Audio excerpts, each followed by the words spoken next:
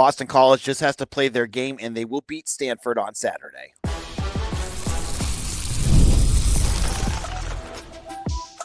You are Locked On Boston College, your daily podcast on the Boston College Eagles. Part of the Locked On Podcast Network, your team every day. Hello, everyone, and welcome. This is Locked On Boston College, your team every day. I'm your host, AJ Black of Eagle Insider, part of the 247 Network. I've been covering Boston College for over a decade. If you want the news, analysis, and details on your Eagles, you are in the right place. Locked On BC is a daily Boston College podcast available for free on YouTube or wherever you get your podcasts. Today's episode is brought to you by Mazda. Just like there's more to every player, more dedication, more attention to detail, there's more to a Mazda vehicle. Stay tuned later in the episode for highlights in this week's Moving the Game Forward. Mazda, move and be moved. On today's show, we're giving our predictions for the BC-Stanford game. We looking at an upset, or will BC roll? We're going to look at three things we're going to be watching for. Some big injury updates from Pete Thamel, and BC wins if. And we have a different guest today from yesterday. Yesterday we had a good Stanford guest on. Today we have a BC, our usual BC guest, and that is Mitch Wolfe. Mitch, how's it going? It's good. That guy was great. I really enjoyed his insights. Very knowledgeable. Thank you. Yeah, absolutely. Very handsome guy too. Really enjoyed his look. But in all seriousness, I wasn't feeling good today, and I was like, I think it's because I took on a persona of somebody else last night, and by being a Stanford fan, and now I'm feeling a little better, but I was like, I think that's just residual of attaching myself to another fan base. So we won't be doing that anymore. So Stanford, 0-2, losses to BYU and Hawaii. They're coming into this game, was it 13.5-point underdogs, I think I saw. You're not going to see BC being a favorite in an ACC game on the road by that much often. What is BC going to do to win this game? I think you're going to see them really try to establish the run in this game. You look at Stanford's run defense. They've been okay, not that great. And Hawaii didn't really try to run the ball against them. They didn't run it that well. BYU did, and they moved it pretty consistently. And BYU's is much closer to BC than Hawaii is. So I feel like that's a better comparison. So I think BC's going to try to run the ball here, be a little more balanced in their play calling, try to use this as a get-right game going to the bye week with the offensive line, with the run blocking, get Turbo Richard out on the edge a bit, have Jordan McDonald just running down their throats a little bit. You look at the Stanford defense, they are very aggressive in terms of playing light boxes. They want to keep a lid on things in pass coverage, which they're definitely going to want to do against BC. So I think you're going to see light boxes. They have a pretty light defensive line. Their nose tackle is listed at 300 pounds, but that might be a little bit of an exaggeration. And they only have one other defensive lineman who's over 300 pounds, and he doesn't really play that much. So I think BC should be able to run the ball in this team pretty well. And I think, ideally, if they play the way the game is supposed to, in the second half, they'll be up by multiple scores, and they'll be able to just keep leading on the run game, and that'll allow them to, pull away from this one easily. We've talked a little bit about this on other episodes. Are you worried about the 10:30 start? I mean, not like overly, just because I feel like Bill O'Brien, going back to his days as a professional coach where you have to do a lot more cross-country traveling, I'm sure he's come across a lot of ways to approach this, and I'm sure he has his way, and I imagine that he thinks it's a good way. So you got to think that whatever way they're going to do is going to work. I think obviously, it's not like this is some surprise. Like, this has been on the schedule for a while. I'm sure they've been planning it. They've had stuff in place. I think there are, by the time people are listening to this, they might already be on their way. So you imagine they probably are going to get there relatively early on a Friday, try to get acclimated as quickly as possible.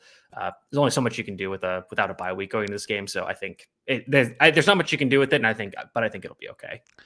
And I know it's a different coaching staff. Troy Taylor's gone. Last year, Stanford caught Louisville and Syracuse off guard. Is that something else that we should be watching for? Is this a team that's going to be weird? Stanford gets weird. Are they going to get weird in this game? We'll talk about BC's injuries, and I think that's a key. But I think otherwise, not really, because those teams, again, different coaching staff, and those teams had a lot more talent. If you look at this roster compared to that one, they lost guys to the NFL. They lost good players of the portal. There's not a lot of talent on this team. And obviously, it's college football. It's any given Saturday. You can surprise anybody. Louisville, I think both those teams really beat themselves. They're they're pretty undisciplined teams when you look at stuff like that. And Louisville's credit, they let BC get out to this big lead because of turnovers and weird plays, and they were able to come back and win the game. But Louisville's kind of one of those a bit volatile teams, and so was Syracuse last year. They ended up losing to BC, obviously, and both those games Stanford won on like walk-off field goals. So it's not like they really snuck up on them and dominated the game. They were very close games. So I think it's a little early. I think BC is going to be obviously taking this one seriously. I think the road trip does give it a bit of a wake-up call. I think if Stanford was just coming to BC, I would be worried about this being a bit of a letdown spot. But BC's coming off a loss. They're going to be angry about that. It's going into a bye week, so you're not looking ahead to anybody. And it's a road trip, so you got to say, okay, we got to lock in. We got to focus. We got to beat these guys so we go into the bye week with some momentum. Now, on yesterday's show, you talked about their quarterback and how ineffective they are. We'll talk about the injuries in just a moment, but do you feel like this is a perfect game for BC's defense to kind of reestablish themselves? I probably did before the notification about the injuries. But I think you look at the offensive line, they're a struggling group. They're lost a starter possibly for a while. So you're hoping that can help with the pass rush. Even with the injuries in the secondary that we're going to talk about, Stanford's receivers are very much not impressive at all. So I think BC is going to play a lot more man in this game than we initially thought, because it's easier to tell defensive backs, young ones, say, hey, just go cover that guy. Don't be like, okay, like here's your assignment. If he runs these routes, you're going to go this way. If he runs these ones, you're going to go that way. Just cover him, man. And if you get beat, we can live with it, but just do that. So I think you're going to see a lot more of that. And it's an aggressive strategy. It's a bit of a risky one, but I think BC has trained their cornerbacks to be able to do it. They obviously have brought in a lot of bodies in this recruiting class in the defensive back room. So I think that they're ready for it again. This passing attack has been really bad, has not been impressive at all against teams that are not world beaters. So I don't think the teams that they've played are any better than what BC has in the secondary. So put on your coaching cap for a second now. If you were Tim Lewis, would you go after this quarterback with, like the pressure that we saw, like with Childs, like he was, dialing up a lot, or would you try to just confuse him constantly and see what you could get away with? Well, he blitzed Childs like 50% of his dropbacks, which is absolutely crazy and pretty much not sustainable. So I think now that you have these injuries in the secondary, you're not going to see as much confusion. You're probably going to see more blitzing just because, okay, like we're basically, instead of the secondary helping out the pass rush by being able to cover these guys and have these complex coverage rotations, you're just going to see them.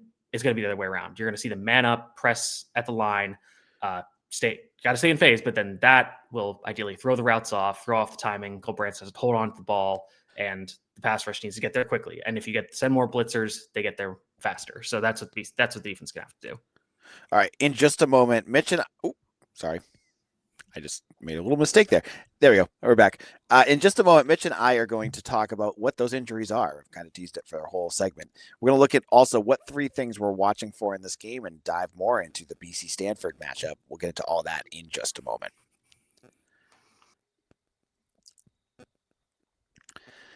It's almost the weekend. Time to look back and crown this week's MVP on Who Delivered, powered by DoorDash. Just like you can win every Saturday with DoorDash Streaks, saving more every time you order. These players delivered when it mattered most. Let's break it down.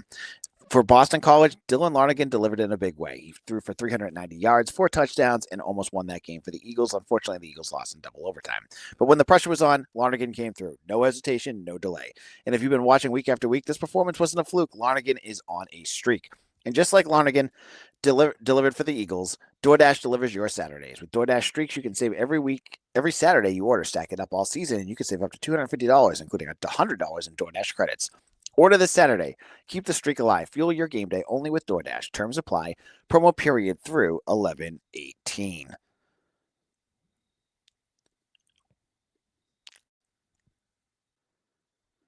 The Charitable Irish Society has been part of Boston's history since 1737, making it the oldest Irish society in the Americas. With deep ties to Boston College's leaders and members continue a proud tradition of service. Today, the society is still living its mission, raising thousands of dollars each year to help immigrants in need, Irish and non-Irish alike. Last year, the support helped a family from Northern Ireland who faced a medical crisis and couldn't cover rent and bills. You can be part of that impact. Membership is just $75 a year, and it goes directly to helping families when they need it most. And mark your calendar, the annual Silver Key Dinner is coming up October 29th at the UMass Club, honoring Archbishop Henning. Get your tickets today for the Silver Key Dinner and join the Charitable Irish Society today at www.irish.ca. charitableirishsociety.org.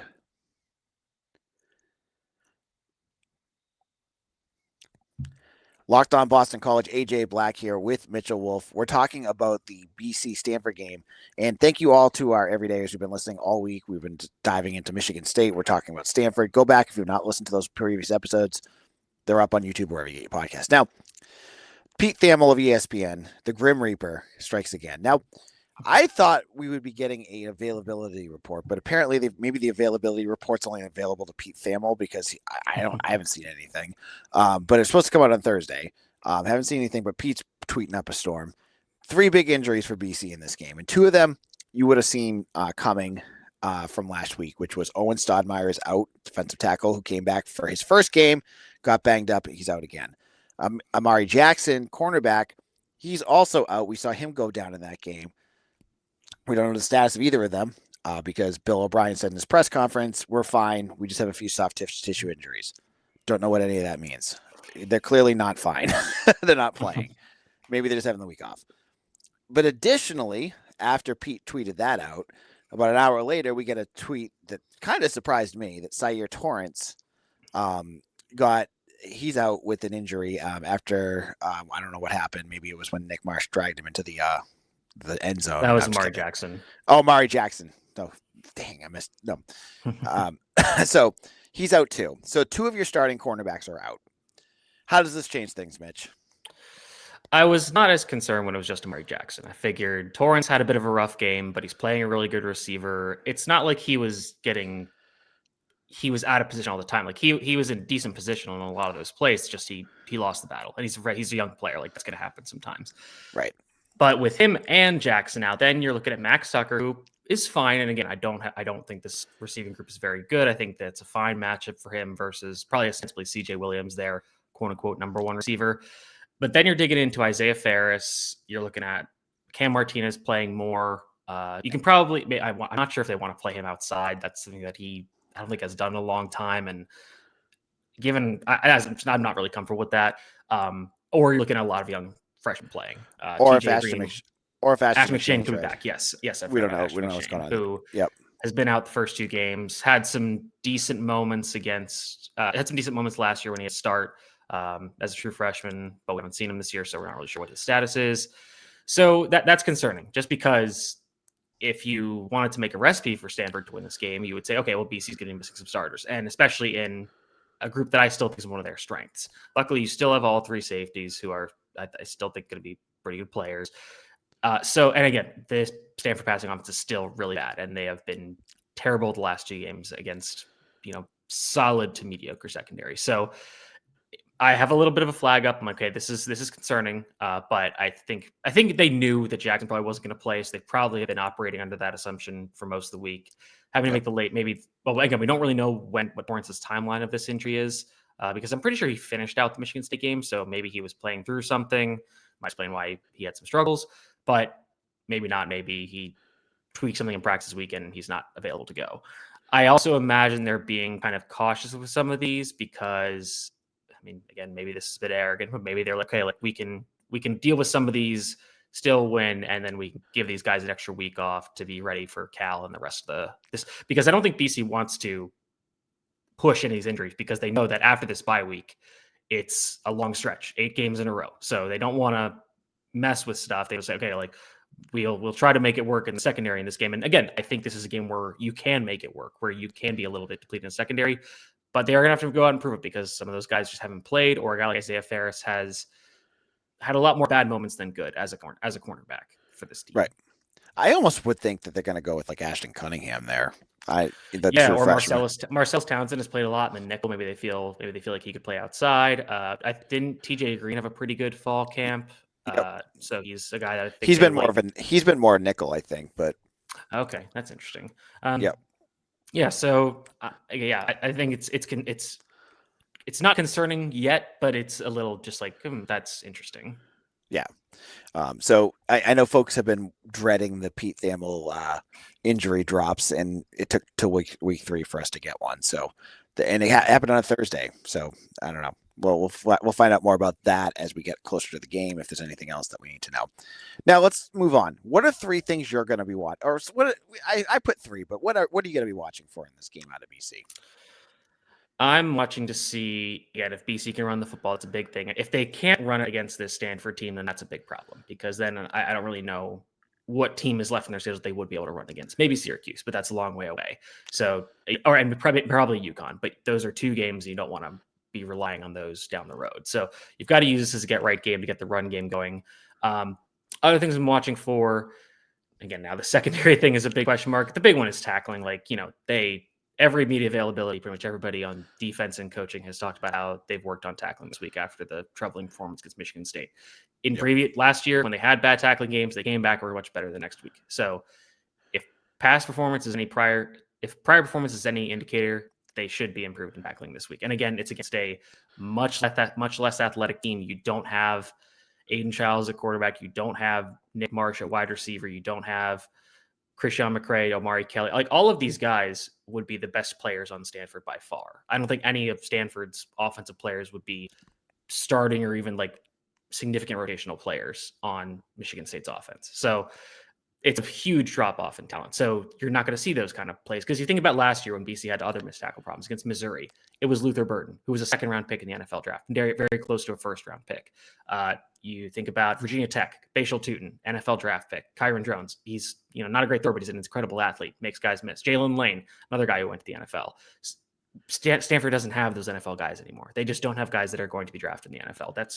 It's that simple. So I think you're looking at tackling to get better, especially on special teams, because, again, for Stanford to win this game, they need to create some weird variance plays. And special teams we want. I have not looked into their special teams in depth to see what their returning is like. I feel like I saw they have like a freshman as their main returner, which is interesting. But that's something that, again, BC's got to control. You got to control the weird variance plays to make sure an upset doesn't happen. So those, I guess, tackling, special teams, and how Tim Lewis handles this, because I had my thoughts before these injuries, and now I think it's going to shift a little bit to be a more aggressive plan to take pressure off the secondary. It's kind of counterintuitive, because you would think, if you've got young corners, you don't want to leave them on islands and man coverage, and that does make sense. But it's also, if they're very young and they just haven't played that much, you don't want to put too much on their plate mentally, because that can lead to equal, if not bigger, busts in coverage if they don't know where they're going and there's a big mess up, as opposed to if a guy just beats you on a drag route, you can the ball is thrown and he catches, you can get his foot down, or you can slow him down to have other guys help tackle you. If you're going the wrong way and some guy goes and comes to your zone and you made a mistake and he's wide open, there's not a lot the defense can do that. So I think they're going to want to be more aggressive, try to get Branson off his rocker early, maybe even force a quarterback change, because he's been really bad. They have a redshirt freshman quarterback, Elijah Brown, who basically he played most of a game and started one last year, but was just as bad as Branson, honestly. So maybe they think he could add something. I think he's a bit better of an athlete, so maybe they figure he can add something in the run game, which, again, BC has struggled with the quarterback run game this year. So maybe they're like, okay, we can add this, and that might give us something that can help us win this game. It's definitely going to be some interesting personnel decisions, I think, in this game. When you're looking at DYLAN LONERGAN, what kind of game are you expecting out of him? I think Stanford is going to kind of do the inverse of what the last 2 teams did. Is they're going to drop everybody and try to basically give BC the run plays. It's like, if you want to run, that's fine. We'll live with it, but we're not going to let you kill us over the top with these big passing plays. So they're going to flood the middle of the field with zones. They're going to keep 2 guys back, play a lot of quarters, cover 4. So Lonergan's going to need to, it's a weird balance, but he needs to be patient but decisive, because we've seen him have some issues where he waits in the pocket too long and then the play is kind of dead because it's a coverage sack. So he's got to know where his check down is. You're not going to see Stanford blitz a lot, so you don't have to worry about him getting heated up, really. But it's like, you got to know, where's the check down route? What coverage are they in?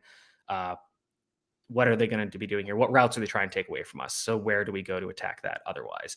If BC can run the ball, then they can use more play action, do some more funky stuff creatively in terms of the offensive design, and that can maybe get Stanford off their game, and that should allow them to pull away. I don't think you're going to see Lonergan throw for 4 touchdowns and 250 yards again. I think this is going to be a more balanced game. But hey, maybe it won't. He'll just keep going.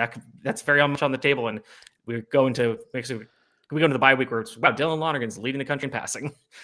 Right. Like, because like you said, we saw him last week where there was not really a ton of run support there, and he was still able to find things. If they get that run game going, that play action where he can get guys to freeze up just that split second, that would make him much more effective against a team like Stanford. But they got to get the run game going for that. Otherwise, then it's back to chucking the football all over the place if they can't do that. So, in our final segment, Mitch and I are going to talk about our score predictions. I haven't even mentioned mine to Mitch yet, so we'll have an interesting one for you in just a moment.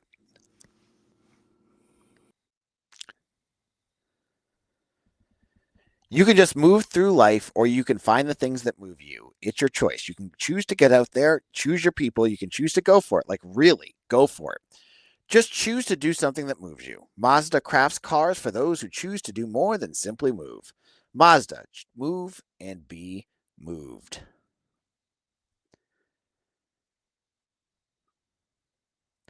Locked on Boston College, AJ Black here. And I want to tell you guys about Eagle's Nest, my subtext program. The details are in the notes. I've been sending out videos, sending out texts all over, and I will be doing a ton of them during the game. Check that out. You can get 3 months free with a special promo code that you can find in the show notes. I hope you guys sign up. And for all of you who made Locked on Boston College your first listen every day, you've heard us talking about this Stanford game. Stanford, we have said, is probably the worst Power 4 football team out there. Now it's time for predictions. Mitch, I'm going to let you go first. What do you have? So I had a number and score in mind before this injury news came out, specifically the Torrance one. Again, like I said, I didn't really expect Stoudemire or Jackson to play, so I kind of baked that into my prediction. So I will give Stanford a little more here. I'm going to go BC 31, Stanford 17. I think they'll probably get a score or two, probably like a touchdown and a field goal in the first half. People will be furious about it, and then BC will kind of settle in the second half and get things fixed. And they might score a garbage time touchdown to make it a little more interesting, but I think BC covers this spread. I think it's 13.5 now. It's pretty juiced in BC's favor at, I think it's like minus 120 at 13.5, which is very much BC's favor. But now with these injuries, you might see those odds drop a little bit. So you might see those go back to like a normal 110 odds for a 13.5 point spread. But this spread was originally opened at like 9 or 9.5, and it's gone up by 4 points, which is pretty insane. So, well, we have our injuries. They lost their right guard, right? That's true. Yes. Yeah. So they have a pretty significant injury too. See, Mitch and I sometimes are on the same wavelength. I have BC scoring a little bit more, but I also have Stanford scoring a little bit too. So I have BC winning this one 38-14. Okay. I think it's going to be quicker for BC to get going. I think they're going to get the run going, and then the play action. It won't take long for the play action to get going, and then once Lonergan gets that going, I think the wheels will fall off for Stanford. I do think there'll probably be something stupid. My prop bet is that BC. I can't say a prop bet would be fair if I said there was a special teams mistake, because that's not really a prop bet. The odds would be terrible for that. But my prop bet for this game, I'm going to say that Reed Harris has 2 receiving touchdowns. Oh. Again, this isn't really a prop, but I guess it is. I would say VJ Wilkins touchdown. And I think he's going to get at least 3 touches. I think they're going to want to figure out a way to get him more involved in this game. I don't have really any evidence for it. I just have a hunch about it. I think they've liked what they've seen. He's getting more acclimated in the offense. I think his snaps increased it was weird in the first week because it was garbage time against an FCS team. So, but I think, again, it's tough because they do have three very good wide receivers and a very good tight end, Jeremiah Franklin. So you don't want to take those guys off the field. But again, like you mentioned, like when they get into those heavier personnel groups, and they did one where they had 2 tight ends. I think Zeke Moore was like a fullback. So you do that, and then you put Wilkins out there. And if teams don't really see him, or they're just like, oh, it's just a wide receiver, they don't process it. It's like, oh, this is like maybe the fastest guy on BC's wide receiver room. Then he beats him over top. And I think that if he does that, they'll run one of those play action plays that we talked about. He'll get over the top and finally get one to go the end zone, because he's had 2 big receptions so far. He got knocked down at the one. This one, the second one against Michigan State, it was further away, so it was like less likely to score. This one, I feel like he's going to score this week. And I want to see if they can get him involved in like a jet sweep or a screen or some kind of reverse. So they tried that with Reed Harris, which I don't hate it. Like, again, they're trying to be more creative. You get the ball into a guy with long legs. You need a lot of space. Michigan State just played it well.